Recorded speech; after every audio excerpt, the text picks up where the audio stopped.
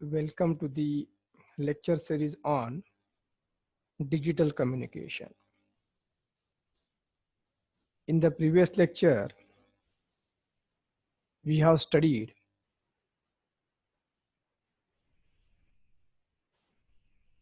quadrature phase shift keying,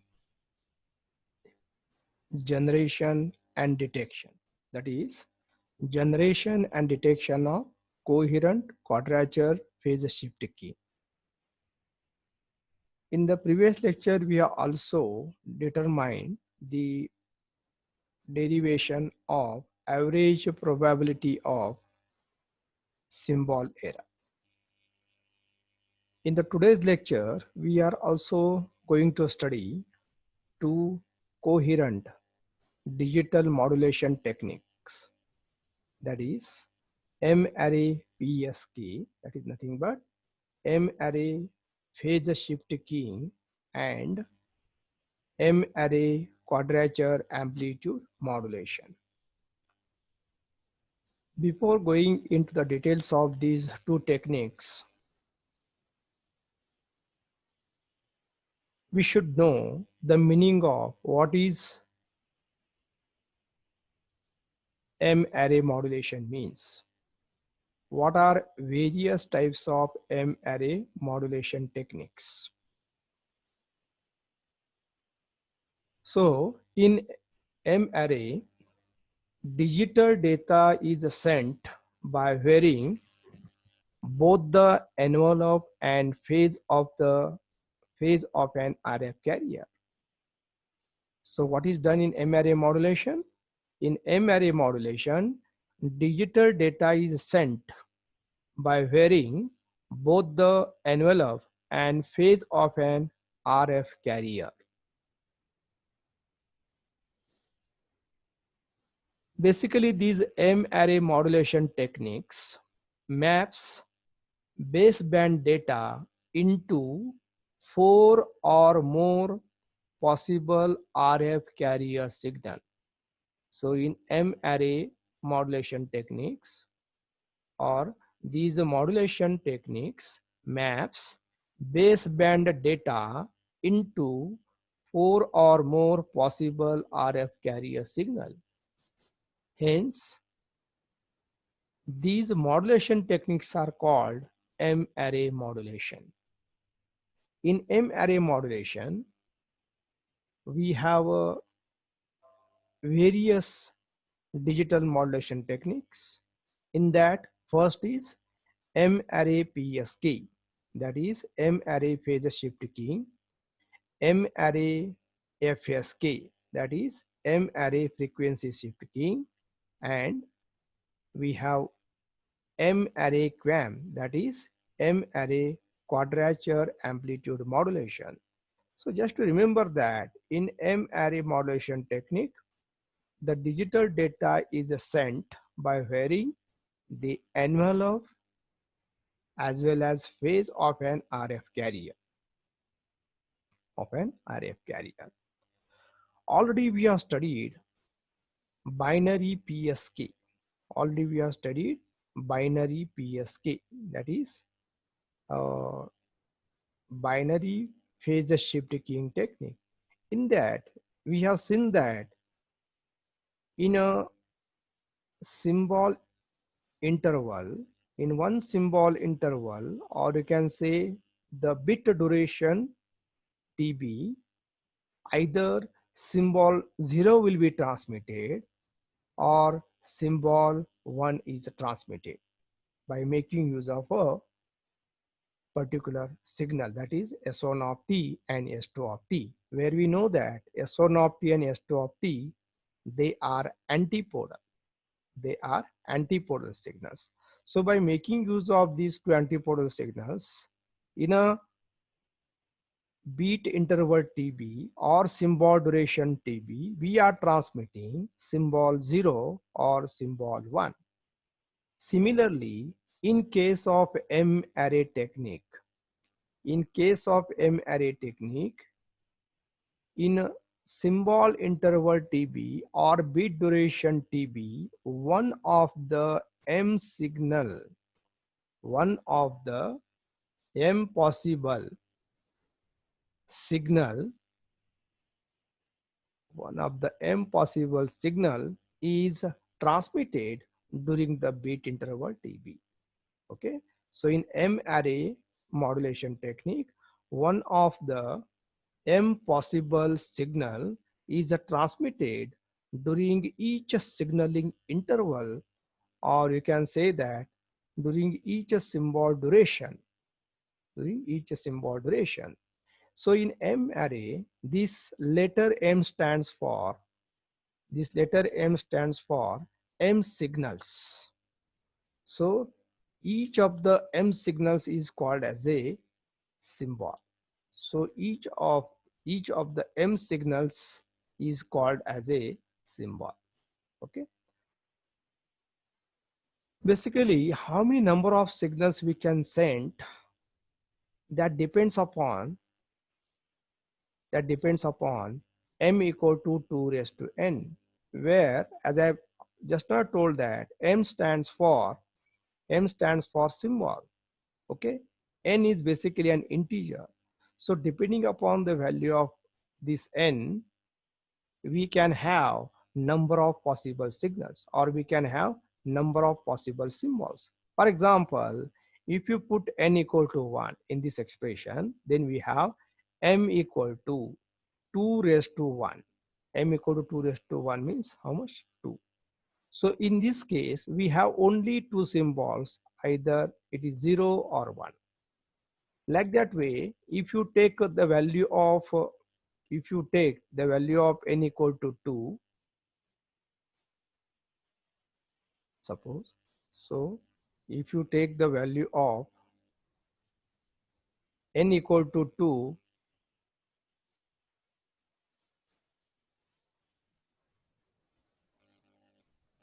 if you take value of n,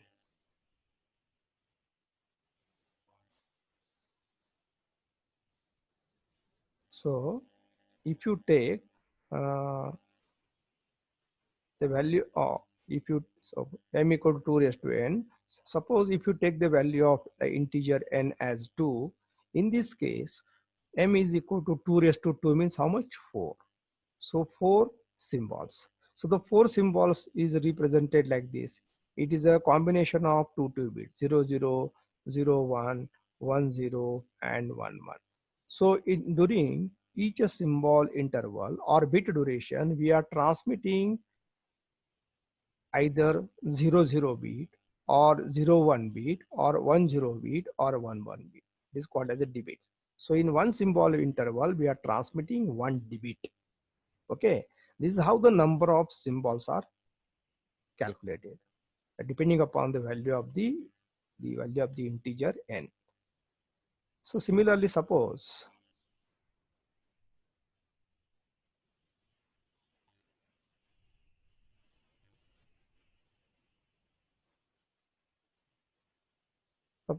if you take the value of n equal to 3, if you take the value of n is equal to 3, in that case, if you take the value of n equal to 3,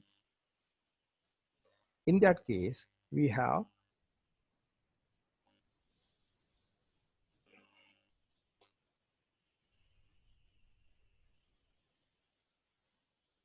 m equal to 2 raised to n.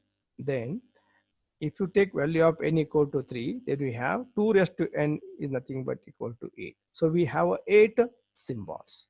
So in this case, in one symbol interval, we are transmitting the information by making use of trie bits. Means we can have a combination like 0 0 0, 0 0 1 up to 1 1 1. So there are 8 possible symbols for n equal to 3 are available. So by making use of these 3 symbols, we are transmitting the information. So these 8 symbols are represented by 8 signals, and these 8 signals are carrying this tri-bit information. Basically, M array modulation is applicable for m greater than 4, means for number of symbols greater than 4.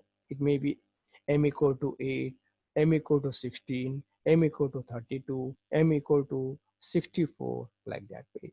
Whereas for n equal to 2, we have m equal to 4, which is a nothing but a QPSK. So QPSK is basically a special case of M array PSK with n equal to 2. With n equal to 2. Now, why to study this M array PSK and M array QAM? So, whenever we want to transmit the information at high data rate, or whenever we want to utilize the bandwidth efficiently, or whenever we want to minimize the bandwidth requirement, we are always going for M array modulation techniques.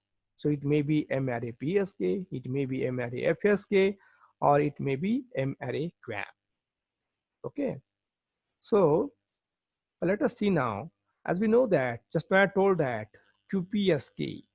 QPSK is a special case of the generic form of PSK, commonly referred to as M array PSK, where the phase of the carrier takes on one of m possible values, where the phase of the carrier is calculated by making use of this expression theta I is equal to 2 pi into I by m, where I can take the value as 0, 1, 2, 3 in case of QPSK, because in case of QPSK we have only 4 symbols. Okay, where m stands for number of message signals, or m stands for m stands for symbols. Accordingly, during each signaling interval of duration t, one of m possible signal, which is represented by this equation, Si of t equal to square root of 2e by t cos of 2 pi fct plus 2 pi into I by m is sent. So just now I told that in a beat interval TB or signaling interval TB, one of m possible signals. So in case of QPSK, we have 4 symbols. So one of the 4 symbols is transmitted during that bit interval. So in case of M array PSK, we are transmitting total 8 symbols. So out of this 8, at a time in one symbol interval, we are transmitting only one symbol by making use of a try bits. Okay. So here basically E stands for signal energy per symbol. FC stands for carrier frequency, which is nothing but it is basically NC divided by T. Okay, where NC is a fixed integer. Okay, and T is called as a symbol interval. Each SI of T may be expanded in terms of the 2 orthogonal functions. Basically here we require orthogonal functions because, as you know, the speciality of the orthogonal functions, if they match, they perfectly match. If they will not match, then the result is always 0. So here, in order to send this one of the m possible symbol in one signaling interval, we are making use of a 2 orthogonal basis function. That is, one is phi1 of t, the second is phi2 of t, where they are expressed as phi1 of t equal to square root of 2 by t cos of 2 pi fct, and phi2 of t is equal to square root of 2 by t sine 2 pi fct. So these 2 orthogonal signals are, these are the 2 basis functions which are orthogonal to each other. Okay. The signal constellation of M array PSK is therefore 2-dimensional. So whether the signal constellation diagram is a 3-dimensional or a 1-dimensional, that depends upon the number of basis function used.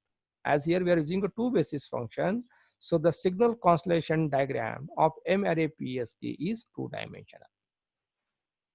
Now let us assume that M is equal to 8. As we know that, just now told that how we get M equal to 8. If you consider n, the value of n equal to 3, in that case, the number of symbols m or number of message signals m will be equal to 2 raised to n. In that case, we get m equal to 8. Okay. Now, if you put the value of I, so here the I takes the value from 0 to 7. So by changing this, we'll get, if you put I equal to 0, you'll get S naught of t equal to square root of 2 e by t cos of 2 pi fct plus 2 pi into 0 by m. So we'll get a s naught of t equal to square root of 2e by t cos of 2 pi fct. This is the first signal which is maybe going to transmit the first try bit 0 0 0. Like that way, if you put I equal to 1, then S1 of t is equal to square root of 2e by t cos of 2 pi fct plus 2 pi into 1. This is going to become what? I equal to 1 divided by m. M is how much? Number of symbols equal to 8. So 2 pi by 8. So it is going to become, what can I say? S1 of t equal to square root of 2e by t cos of 2 pi fct plus 45 degree. Plus this is going to become 45 degree, or you can say pi by 4, pi by 4. So this second signal may be going to transmit the second tri bit called as 001. This is how, by putting I equal to 0 to 7, we are getting 7 different equation. This is what, for example, I written here. Okay, and these each and every equation is going to represent a particular tri bits, like 0002, maximum it is 111. So out of these 8 symbols, one of the symbol will be transmitted during the signaling interval TB. Okay, let us see that how these 8 message signals will be placed in the signal constellation diagram. To know that, first of all, we should know what is the spacing, angular spacing between the each message signal or each symbol. It is given by theta equal to 2 pi by m.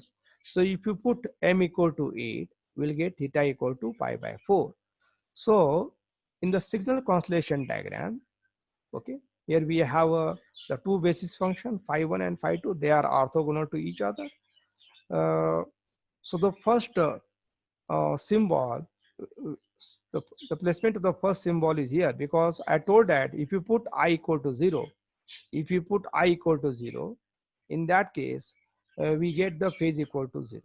Okay, we'll get phase equal to 0. So in this 2 pi into I by m. So if you put I equal to 0, we are getting a theta 0, that is 2 pi by, you can say 4 multiplied by 0. So the first signal will, the first symbol is at theta equal to 0. The second symbol or the message point S2, the angular separation between the two message points will be pi by 4. Okay, why it is pi by 4? It is calculated by making use of this theta equal to 2 pi by 8 expression. Like that way, the third message point will be at, again, if you add pi by 4, it is at pi by 2. So the angular separation between the two, or the distance between the, what do we say, the spacing between the message point S2 and message point S3 is again pi by 4. This is how the 8 message points will be placed on the circle, and they are at equal distance with respect to origin. They are at equal distance with respect to origin. Whereas the distance of the each and every message points from the origin is a square root of E. Because usually the distance between the message points is the distance of the message points from the origin is always given in terms of what? Energy of the signal. In terms of energy of the signal. Okay, energy of the signal. So here the m equal to 8 message points are equally spaced on a circle of radius square root of E and center at the origin. Center at the origin. Okay. In case of a BPSK, in case of a BPSK, the spacing between the two message points is pi. Why? Because 2 pi by m. In case of BPSK, m equal to 2. So the spacing between the two message points is pi. In case of QPSK, what happens? M is equal to 4. So the spacing between the four message points, the spacing between the message points is pi by 2, because 2 pi by m is equal to 4. This is how the spacing between the two message points is calculated in any digital modulation techniques. Okay, so as here we have shown 8 message points, this particular diagram, it is called as a octaphase shift keying. Okay, it is called as a octaphase shift keying. Okay, now even though I told that M-array modulation technique is basically one kind of a bandwidth conservation technique, but the problem with the M-array modulation technique is that we have just now studied the M-array PSK for m equal to, for this particular case, that is m equal to 8. Okay, for m equal to 8, where once you show the all the message points on the circle, they are lying on the circle and they are at equal distance from the origin. Now, what is the decision boundary for these message points? The decision boundary is basically nothing but a straight line which passes through the, you can say, the passes to the center, or can say straight line joining the two message points. So the center of these two message points is this. So you can draw the decision boundary like this. Then between these two message points, the center is this. So this is one more decision boundary. Like that way, you can have the various decision boundaries are there for the all these 8 message points. So you'll come to know that as the number of message points goes on increasing, the decision boundary region, this is called as the decision boundary region of the message point S1. Okay, so as the number of message points goes on increasing, the decision boundary area goes on decreasing, and therefore in such case what will happen, the probability of falling the message points in the other region also goes on increasing.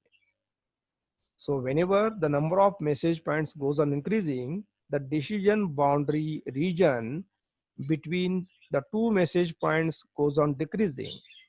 And the effect of this is that the possibility of falling the message points in the other region goes on increasing. Okay. So because of this, what will happen? The probability of error, the probability of symbol error goes on increasing. So as the number of message points or the number of symbols increases, the probability of symbol error increases in case of M-array PSK. This happens because as the number of symbols goes on increasing, the decision boundary area between the two message points also goes on decreasing, and hence the probability of symbol error also decreases. The probability of symbol error also increases. So in order to overcome this problem, is in order to reduce the probability of symbol error, what we can do is that we can vary the amplitude of some of the message points. Here what we can do is that we can vary the amplitude of some of the message points. We can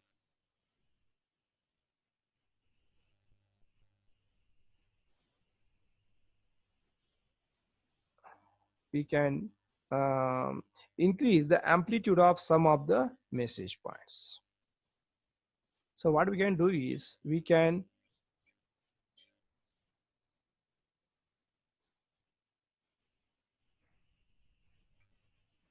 some of the message point, like this message point, just increase the amplitude of this particular message point. Okay, and also change the phase of this particular message point and place this particular message point far apart from other two message points. Like that way, increase the amplitude of this particular message point, also change the phase of this message point and place this particular message point apart from the other message points. This way, by doing the amplitude modulation as well as phase modulation of some of the symbols or the message points, it is possible to reduce, or the probability of symbol error can be reduced. Okay, so here the problem with the M-array PSK is what? As all the message points are lying on the circle, we can say that they are at equal distance from the origin, and also they have a equal amplitude, or each and every message points have a equal amplitude. This is a constraint on these message points. So The problem with this is what, as I told that, as the number of message points goes on increasing, the probability of symbol error also increases. So in order to reduce this, what we can do is that we can increase the amplitude of some of the message points. Like suppose this message points is nearer to this and this. Let us do the amplitude modulation or vary the amplitude of this particular message point or particular symbol, and also change the phase of this particular symbol and place this particular message point apart from the other message points. By doing this, what will happen? The decision boundary region between the two message points increases, and hence the probability of falling the message points in the other region decreases, and therefore the probability of symbol error decreases. Okay, the technique in which, so this is basically done in one of the technique that is called as a quadrature amplitude modulation, M-array quadrature amplitude modulation. We are going to study this in short. Okay, so this is what the problem with the M-array PSK. As I told that the advantage of M-array PSK is what? As the number of message points increases, the bandwidth required for transmission of signal reduces. This is the advantage of a M-array PSK. But what is the disadvantage? As the number of message points, you can see that as the number of message point increases, that is m equal to 8, m equal to 16, or m equal to 32, the decision region area goes on reducing or goes on decreasing. In M-array PSK, with m equal to 8, all message or all symbols lie on the circle at equal distance because they have equal amplitude but they differ in phase. Even though all message points they have equal amplitude but they differ in phase. Okay, thus with m equal to 8, the decision region area reduces and the possibility of falling message points in other region increases. This is one of the important points. As a result, the probability of error increases in case of M-array PSK. Therefore, probability of error is higher. Probability of error is higher with the increase in message points. That means when you go for the probability of error in M-array PSK for m equal to 16, it is greater than for m equal to 8.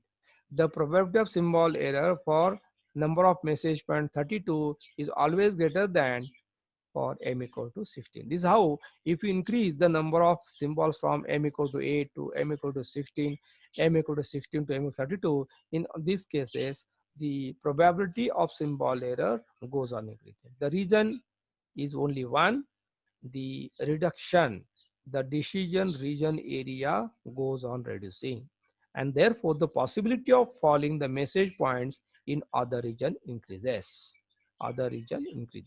So this problem of M-array PSK is overcome by using what? M-array quadrature amplitude modulation technique. Okay, so we are going to study this in next. We are going to study about this. Now, in M-array quadrature amplitude modulation, just first of all, what is M-array quadrature modulation? M-array quadrature modulation, it is basically kind of a hybrid modulation technique. It's a kind of a hybrid modulation technique. It means in M-array quadrature amplitude modulation, the carrier signal experiences both amplitude modulation as well as phase modulation. So here, the carrier signal undergoes both kinds of modulation, that is envelope, we can say the amplitude is varied, means envelope is varied and phase is varied. So the carrier experiences or the carrier undergoes amplitude modulation as well as phase modulation. By doing this, one can reduce the probability of symbol error, which is increasing in case of M-array PSK. So in case of M-array QAM, as you increase the number of message signals, the probability of symbol error will not increase. Rather, it is made to reduce. Okay. So in M-array PSK system, as the number of message point increases, then decision region area goes on decreasing. This results in higher probability of error. This happens because in MRAPSK with m equal to 8 or m equal to 16, all message points lie on the circle. This indicates that all message points have equal amplitude, but they differ in phase. As all 16 message points are very close to each other, the decision region, so as compared to m equal to 8, for m equal to 16, the decision boundary area is going to reduce further. It means the message points will be placed very close to each other.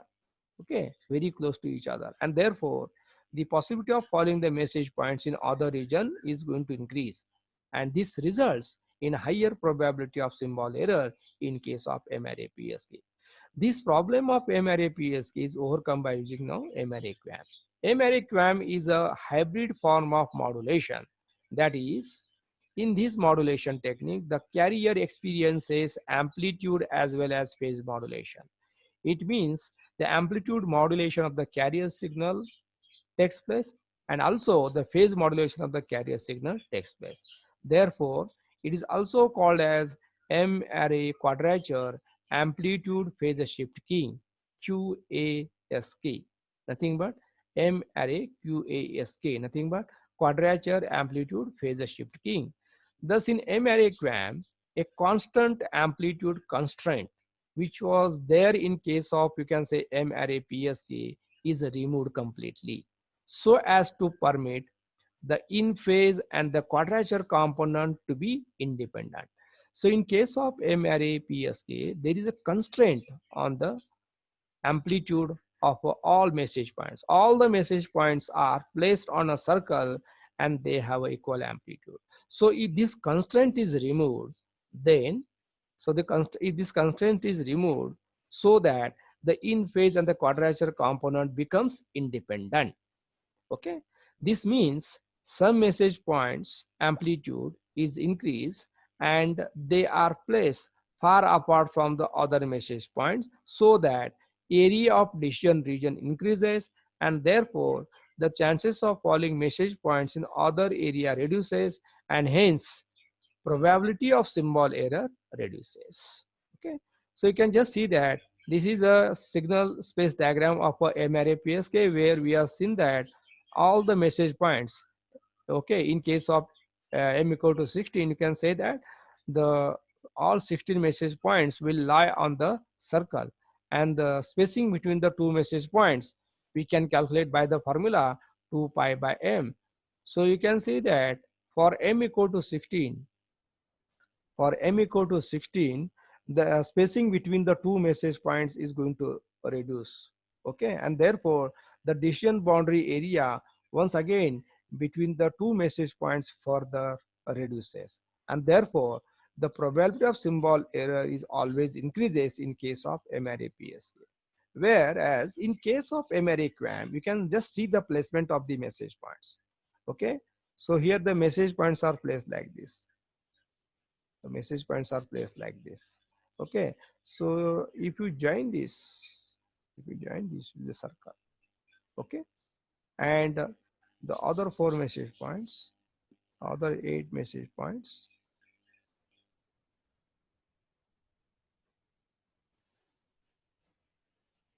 you can just see that this is also going to form a circle. So if you compare the amplitude of this particular, let me say this message point is M1, okay, and I'm sorry, you join like this, circle it is. Let me once again join these all 4 message points. So in case of M-array QAM, you can just see the placement of these all message points.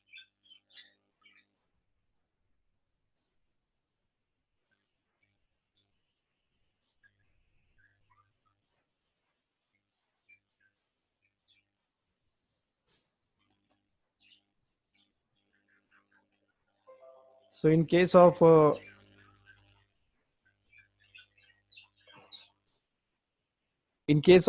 M-array QAM, just see the placement of these 16 message points here. These are the 4 message points which are at equal distance with respect to this origin. This is the origin point. Whereas these message points, this is 1, 2, 3, 4, 5, 6, 7, 8. These 8 message points are also at equal distance with respect to origin. Okay. Whereas you can compare the amplitude of this message points with this message point. Okay, you'll come to know that if I join this line, it is going to form a circle. If I join these other 8 message points,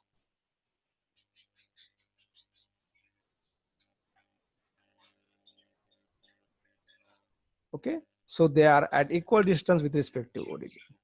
Okay, like that way, you'll come to know that then if you join these 4 message points, then they are also at equal distance from the origin. Now, if I compare the amplitude of these particular message points and this particular message point, we come to know that the amplitude of this message point, let me say this message point I'm calling as M1, this message point I am calling as M2. So the amplitude of message, the symbol or the message signal M1 and the amplitude of the message signal M2, they are not equal. Even if you compare the phase of these two signals, the phase of this message signal M2 with respect to origin is only this much. The phase of the message signal M1 with respect to origin is this. So these two message signals, they differ in amplitude as well as phase. This is what basically your quadrature amplitude modulation means. So the constraint which was there of a constant amplitude on all the message points in case of M-array PSK is completely removed in M-array QAM. Okay, in M-array QAM. So here in case of M-array QAM, carrier experiences both amplitude modulation as well as a phase modulation. And therefore, even though if you increase the message symbols or the number of symbols from M equal to 16 to M equal to 32 or M equal to 32 M equal to 64, in all cases of M-array QAM, you'll come to know that the probability of symbol error further reduces. Okay, so the M-array QAM has more advantages as compared to M-array PSK. It is bandwidth conservation technique. The first point is what? M-array QAM is a bandwidth conservation technique. The bandwidth efficiency of the M-array QAM is more as compared to, you can say, M-array PSK. With the help of M-array QAM, we can transmit the data by making use of a 4-bit. Like in case of M equal to, you can say 16. M equal to 16 means what? How are you getting M equal to 16? M equal to 2 raised to n. To have M equal to 16, n should be equal to how much? 4. So here we are transmitting the information by making group of 4 bits. By making group of 4 bits. So in one symbol interval or the bit interval, we are transmitting the signal, let me say S1 of t, which is representing a 4-bit combination 0, 0, 0, 0. Because in case of m equal to 2 raised to n, that is for n equal to 4, we have a number of symbols equal to 16. So we can represent that 16 symbols by the signals S1 of t, S2 of t, S3 of t, like that, dot, dot, dot, S16 of t, where each and every signal represents a particular combination of 4 bits. For example, S1 of t going to represent 0, 0, 0, 0 bit. S2 of t may going to represent 0, 0, 0, 1. Like that way, S16 of t may going to represent the last combination 1, 1, 1, 1. This is how by making use of these 16 signals, okay, we are representing any one combination of this, or we are making group of these 4 bits, and these 4 bits will be transmitted by making use of these signals S1 of t to S16 of t. So in one symbol interval, we are transmitting either signal S1 of t, or we are transmitting signal S2 of t, or maybe we are transmitting signal S4 of t, dot, dot, dot, or it may be S16 of t. Okay. So in M-array QAM, the signal space diagram is one dimensional. In M-array QAM, it is two-dimensional. It is a two-dimensional because in M-array QAM also basically we are using a two orthonormal basis function, which is the same expressions we are also used in case of M-array PSK also. Now let us see how this M-array QAM signal is generated by using a M-array transmitter.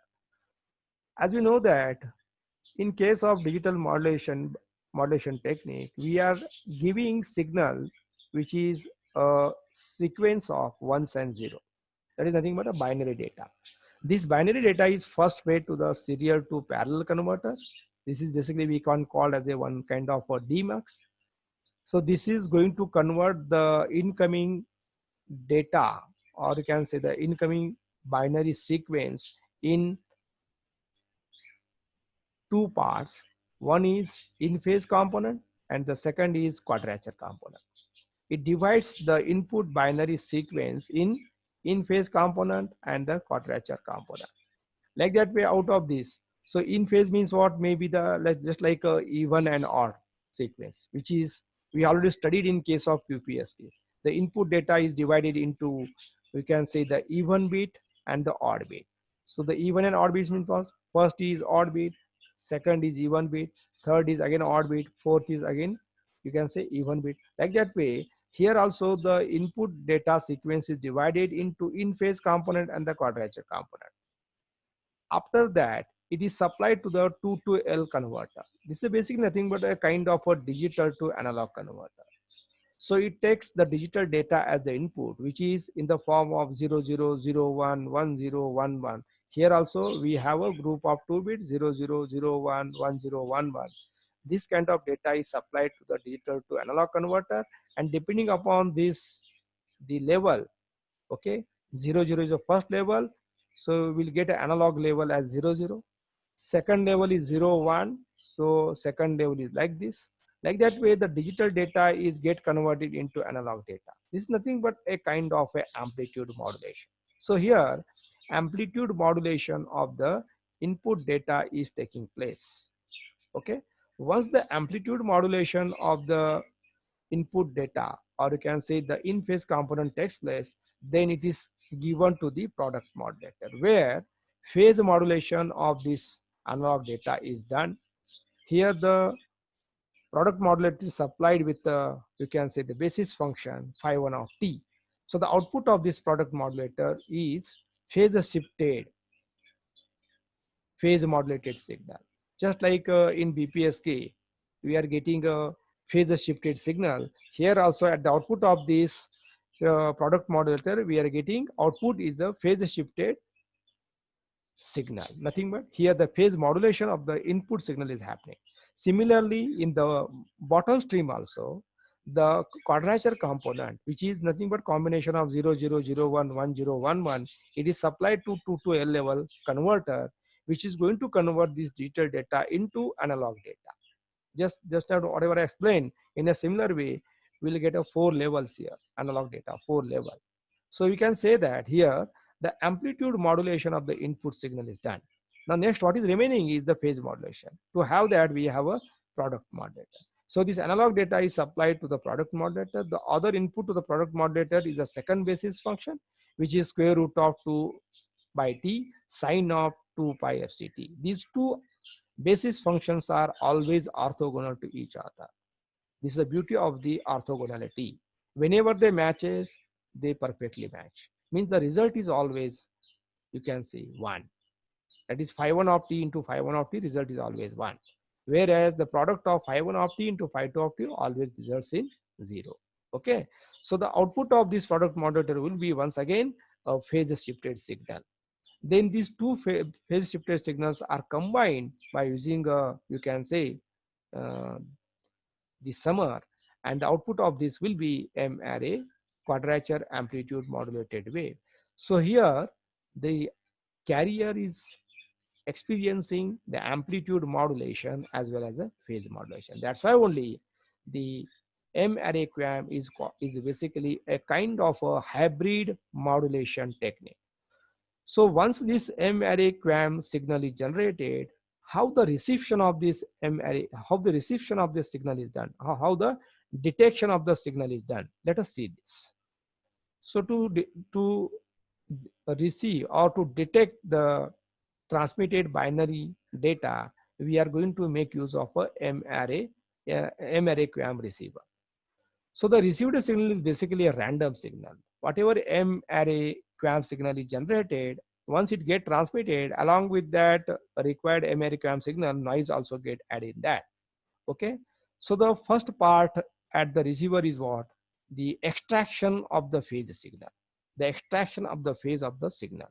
What you're going to receive here is, at a time we are going to receive maybe S1 of t along with the additive white Gaussian noise, that is W of t, or we may receive S2 of t message along with the noise W of t. Like that way, in a 1 bit interval, we are transmitting one of the M possible message signal. So once we receive this here at the receiver, as it is a coherent scheme here, in order to receive, in order to detect the data properly, synchronization between the phase of the local carrier as well as phase of the transmitter carrier is very much required. So here synchronous detection of the data is done in order to retrieve the binary data. So before that, the first part here is nothing but a phase extraction of the received input signal. Okay, so our product modulator along with the integrator is basically going to work just like a correlator. So the output of this correlator will be again analog signal. It is analog signal. Okay, so this analog signal, okay, this 4-level analog signal, if it is sampled at a different points, because as these levels are different, the voltage levels of this analog signal is different, we can set the sampling or threshold value for this particular level, nothing but it is basically 0 0 level here. For 0 1 we can set the, we can say the sampling value is here. For the third level, that is, you can say 1 0, it is here. For fourth level, it is 1 1. Like that way, we can sample this analog data at 4 different places, and if it is supplied to the multi-level, you can say the decision device, which is set with the multi-level threshold values. Okay, multi-level threshold values, then output of this multi-level threshold value will be a digital, that is, it may be 0 0 0 1 1 0 1 1, like that. Okay, so if the sampling is done at this, and if the threshold level is set, let me say at VTH equal to 0, then then the output of this decision device, or the decision device is going to make decision in favor of 0 0. Like that way, these uh, 4 amplitude levels, they have 4 voltage levels, and therefore the sampling, if you choose the sampling instant for this lower level, that is 0 0 level is here, like that way for 0 1 level is here, it is possible to detect the combination 0 0 0 1 1 0 1 1, means the decision device is going to make decision in favor of these 4 different levels. Okay, this is what the output of this multi-level means decision device, which is set with the multi-level threshold value. Similarly, at the bottom side also, this product modulator initially going to extract the phase information. So along with the output of the integrator will be analog voltage level. It's basically an analog 4 level analog signal. So if you do the sampling, if you do the sampling at this instant, this instant, this instant, and this instant, and then the output of this, if you compare with the you can say threshold value, which is a multi-level threshold value we are setting, then the decision device will make a decision in favor of 0 0 0 1 1 0 1 1. This is how these 4 levels are detected by the decision circuit. Then this digital data is supplied to the parallel to serial converter, nothing but MUX. So once you supply this digital data, which is combination of 2 bits, to the parallel to serial converter, then the output of this parallel to serial converter will be a binary data. This is what we have transmitted, or this is what the input we are given to the input this is what the input we are given at the transmitting end, and the same data will get received at the receiving. This is how the reception of the binary data is done in case of M-array quadrature amplitude modulation. Please remember that these two diagrams are transmitter and receiver diagrams are not given in your Simon Hickin book. Just in order to understand the concept of M-array QAM, I have taken these two diagrams from some other book. This is how basically M-array quadrature amplitude modulation find more advantage as compared to M-array phase shift keying. That is, first advantage is what? It is a bandwidth conservation technique. Second advantage is what? As the number of message signals goes on increasing, then the probability of symbol error also reduces in case of M-array quadrature amplitude modulation technique. Okay. So remember that in case of M-array QAM, whenever the value of n, what is n? N is basically nothing but it is a power of 2. How we are calculating number of symbols? By this formula, m equal to 2 raised to n. So whenever the value of n is even, that means whenever n equal to 2, or you can say n equal to 4, or n equal to 6, in this case always the signal constellation diagram will be a square lattice. The signal constellation diagram of M-array QAM results in square lattice. It means what? Just I have shown you the signal constellation diagram of for m equal to 16. You'll come to know that. You'll come to know that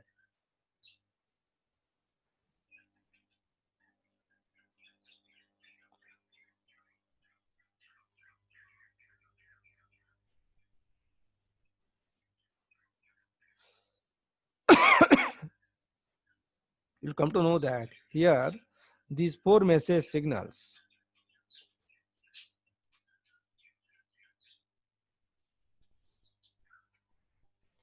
or m equal to 16 means what? Here the value of n is even number. So in that case, you can just see that here the signal constellation diagram is basically going to form a square lattice. These 4 symbols will form a square if you join it. Similarly, if you join these,